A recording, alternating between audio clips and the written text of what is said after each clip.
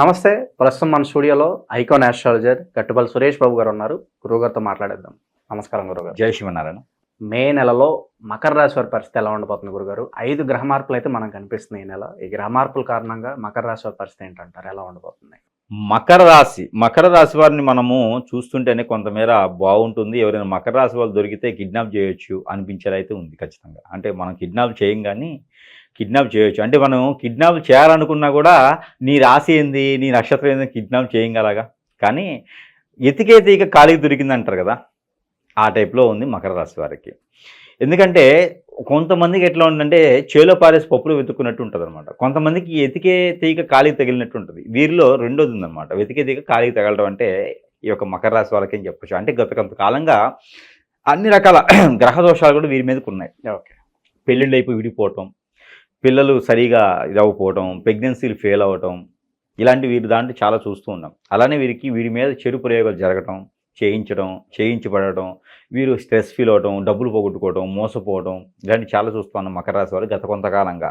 Suicide attempt చేయటము, అప్పులు పాలవటము, విదేశాలకు వెళ్ళిపోవటము, అయితే ఐపీలు పెట్టడము, తట్టుకోలేక ఏదోటి ఆలోచించడము, దేశాల మీద పోవటము, భార్యాభర్తల మధ్య గొడవలు, ఇవన్నీ నడుస్తూనే ఉన్నాయి మకర రాశి వారు గత కొంతకాలంగా. కానీ దానికి భిన్నంగా ఈ మే మాసంలో వీరికి అద్భుతమైనటువంటి ప్రతిఫలాలు కూడా కనపడుతూ ఉన్నాయి.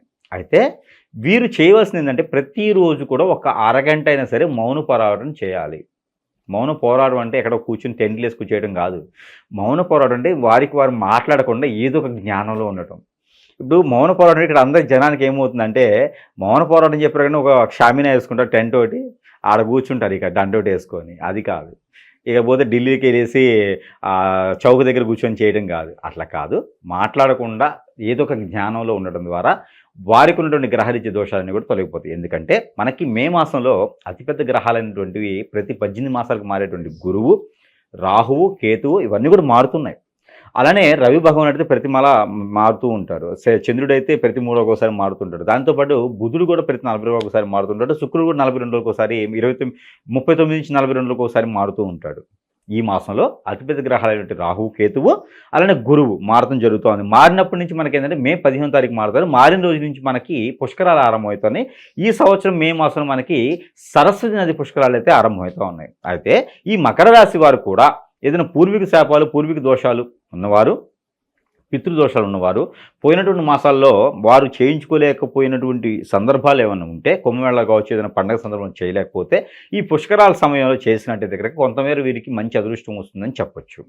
అయితే వీరికి ఈ పుష్కరాల కాలంలో పుణ్యస్నానాలు ఆచరించడం, వారు సరస్వతి నది తీరం వరకు వెళ్ళే అవసరం లేదు. వాళ్ళ సమీప దూరంలో ఉన్నటువంటి పారుదల అసలు ఎక్కడనో కూడా వారు స్నానం ఆచరిస్తే సరిపోతుంది. అయితే వీరికి స్నానం ఆచరించేటువంటి క్రియ పద్ధతులు ఏంటంటే కనుక అన్ని రకాల దోషాలు కూడా మకర రాశి వారికి పోవాలనుకుంటే శని భగవానికి అశుభ దోషం కూడా బాగా కనిపిస్తూ ఉంది వీరి మీద. అన్నదమ్ముల మధ్య గొడవ, పోట్లాటలు రావటము, ఆస్తి తగదలు కావటము, డబ్బులు ఇచ్చి మోసపోవడం లాంటివి ఉన్నాయి. కాబట్టి ఈ యొక్క పుష్కర కాలంలో పుష్కర స్నానాలు ఆచరించే ముందు చేయవలసినటువంటి పరిహారం ఏంటంటే కనుక గోధుమ పిండి ఒక 1 కిలో తీసుకొని ఒక 11 ఉండలు చేయాలి.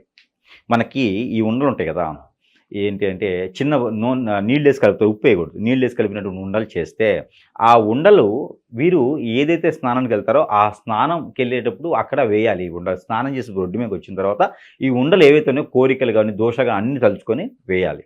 వేయడం ద్వారా వీరికి కొంతమేర ఆ ఒక గ్రహరీత్య దోషాలన్నీ కూడా కొంతమేర వెసులుబాటు అయితే కనబడుతూ ఉంది. అలానే వీరికి కొత్తగా ఏదైనా వ్యాపారం మొదలు పెట్టాలనుకుంటే కనుక ఈ మే మాసంలో బుద్ధ పౌర్ణమి అని వస్తుంది 12వ తారీఖు. ఈ బుద్ధ పౌర్ణమి రోజున ఓపెన్ చేయొచ్చు ఏదైనా సరే. అద్భుతంగా పై స్థాయికి వెళ్ళేలాగా ఉంటుంది కాబట్టి బుద్ధ పౌర్ణమి రోజు ఓపెన్ చేయొచ్చు. ఎలాంటి వ్యాపారాలు బాగా కలిసి వస్తాయి గురుగారు వీళ్ళకి? అయితే ముఖ్యంగా మకర రాశి వారికి పార్ట్నర్షిప్ వ్యాపారాలు పనికిరావు. ఓన్గా చేసుకోవాలి. ఏదైనా పార్ట్నర్షిప్ వ్యాపారం అస్సలు పనికిరావు. అయితే వీరికి ఎలాంటి వ్యాపారాలు అన్నారు కాబట్టి పాలకు సంబంధించిన ఉత్పత్తులు, అలానే స్టేషనరీ షాప్స్, అలానే బార్ అండ్ రెస్టారెంట్లు, హోటల్స్, బుక్ స్టోర్సు, అలానే వీరికి వస్త్ర దుకాణాలు కూడా వీరికి అద్భుతంగా ప్రతిఫలాన్ని ఇస్తుంది. కంపెనీలు, ఫ్యాక్టరీలు, ఇంకా వారి స్థాయిని బట్టి ఇలాంటి వ్యాపారాలు ఈ మాసంలో మొదలు పెట్టుకుంటే అవి దశాబ్ద కాలం వరకు కూడా మంచి పై స్థాయికి వెళ్ళేదాకా ఖచ్చితంగా కనబడుతుంది. ఓకే. ఇక ఆరోగ్య పరిస్థితి ఎలా ఉండబోతుంది?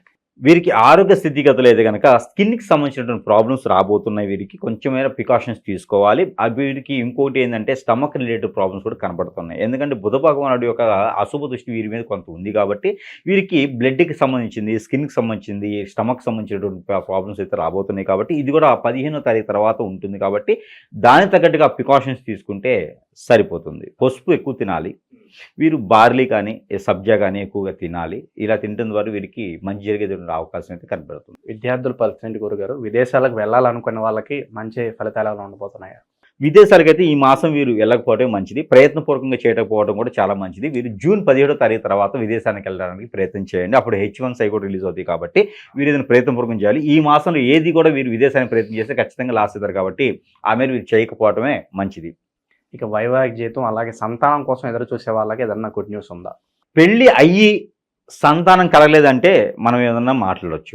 మకర రాశి వారికి ఎవరికైనా పెళ్ళి అయ్యి ఉండి పెళ్ళి అయిన వారికి మాత్రమే సంతానం కలగలేదంటే వారు వచ్చేసి ఈ ఒక మాసంలో చేయవలసినటువంటి రెమెడీ ఏంటంటే మకర రాశి వారు వాళ్ళ భార్యాభర్త ఇద్దరు కూడా వెళ్ళేసి రావి చెట్టు, మర్రి చెట్టు, మేరేడు చెట్టు లేదా వేప చెట్టు, ఈ రెండిట్లో మనం చెప్పిన వాటిల్లో ఏదైనా ఒక చెట్టు కలిసి ఉంటే అక్కడ పాలు, పన్నీరు, అలానే దాంట్లో ఇలాచి అంటే ఆలుకల్ తెలుసుకుంటుందా, ఇలాచి ఒక సీడ్ వేసి, పెప్పర్ పౌడర్ దాంట్లో వేసి, బ్లాక్ పెప్పర్ పౌడర్ దాంట్లో వేసి, దాల్చిన చెక్క పౌడర్ దాంట్లో వేసి, అలానే ఈ బిర్యానీ ఆకు చిన్న చిన్న పీసులు చేసి దానిలో వేసి, అలానే ఆ పాదిలో ఆ నీటి చెట్లు ఉన్నటువంటి పాదులో ఆ పాలు పోయాలి.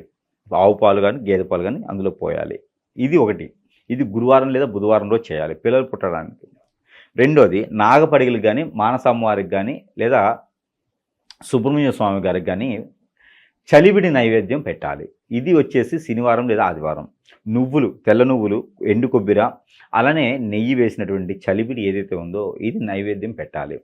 ఈ రెండు చేయడం ద్వారా పిల్లలు పుట్టేదానికి ఆస్కారం ఉంది. పెళ్ళి అయిన వారికి మాత్రమే ఉంటుంది ఇది. ఈ రెండు చేసి సరిపోతుంది. మరొకటి ఏంటంటే చెక్కతో చేయించినటువంటి ఉయ్యాలు చేయించాలి. ఆ చెక్కతో చేయించినటువంటి ఉయ్యాల టెంపుల్లోనే కాకుండా ఏదైనా అమ్మవారి ఆలయాల్లోనే కాకుండా అక్కడో పెట్టవచ్చు.